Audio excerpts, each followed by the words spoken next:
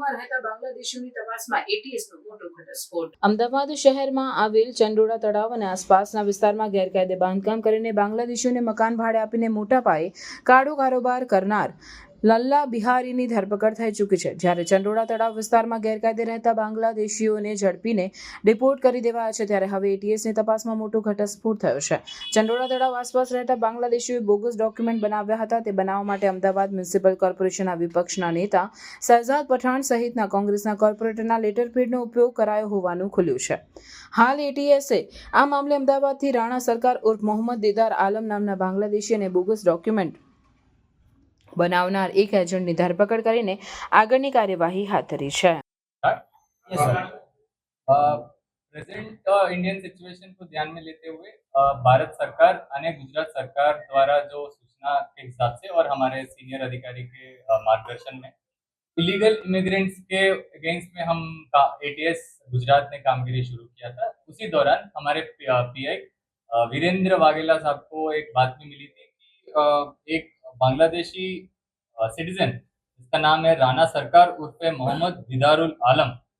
उसके साथ रूबियोल इस्लाम और शोएब कुरैशी करके 3 मिलके यहाँ बांग्लादेशी का पासपोर्ट बना के उनको इलीगली इंडिया में रहने का सुविधा प्राप्त कर पा रहे हैं। उसी हिसाब से उसका आधार पे हमने एक टीम बनाया जिसका नेतृत्व डीवाईएसपी विजित परमार ने किया था। उसके अंडर पीआई वीरेंद्र वाघेला साहब, पीआई विजय बरवाड़, पीएसआई राहुल गरचर, पीआई हमारा मयंक जाला, पीआर परेश वसावा, जिग्नेश वर्मोरा के साथ हमने प्राथमिक तपास किया। उसके बाद हमने 12 तारीख मतलब परसों कल को हमने रेड किया था राणा सरकार के मोबाइल शॉप के अंदर, जिसके दौरान हमको ये उसका कोटा आधार कार्ड, कोटा चुटनी कार्ड, कोटा आरएसी અને उसके साथों साथ उसका बांग्लादेश का भी नेशनल आइडेंटिटी कार्ड मिला है, जिसका ये क्लियरली प्राप्त होता है कि वो बांग्लादेशी सिटीजन है। उसके बाद हमने शोएब कुरैशी जिसका एक शॉप है अल कुरैशी करके, जिसके अंदर हमने रेड किया, जिसमें से हमको 2240 सर्टिफिकेट मिला, जिसके आधार पे फोर्ड नकल मिला, जिससे हमको फोर्ज्ड आधार कार्ड बनाने का सुविधा मिलती है। उसके अलावा उसके कंप्यूटर से बहुत 300 से ज्यादा खोटा आधार कार्ड बनाने के लिए सर्टिफिकेट, 300 से ज्यादा पैन कार्ड, बर्थ सर्टिफिकेट, ऐसे बहुत सारे सर्टिफिकेट जो फेक फोर्ज डॉक्यूमेंट्स हमको प्राप्त हुए।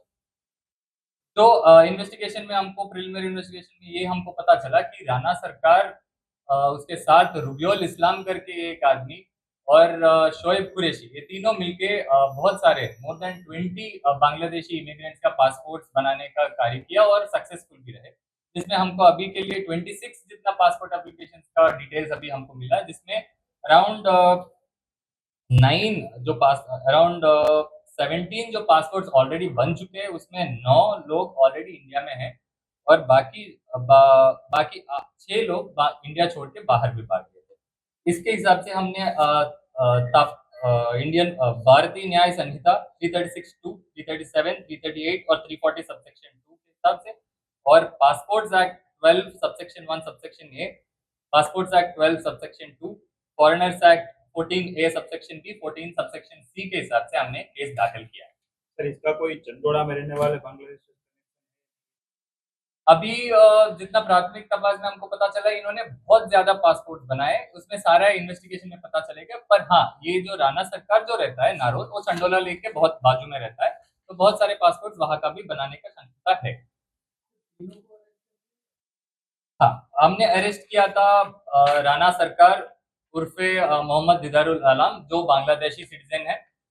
शोएब कुरैशी जो इंडियन है पर पासपोर्ट एजेंट जो इलिसिट फॉर्ज डॉक्यूमेंट्स बना के बांग्लादेशी के लिए पासपोर्ट बनाता है, इसको अरेस्ट किया। और एक रूबियोल इस्लाम है, वो भी इसमें शामिल था, पर वो अभी कोरिया में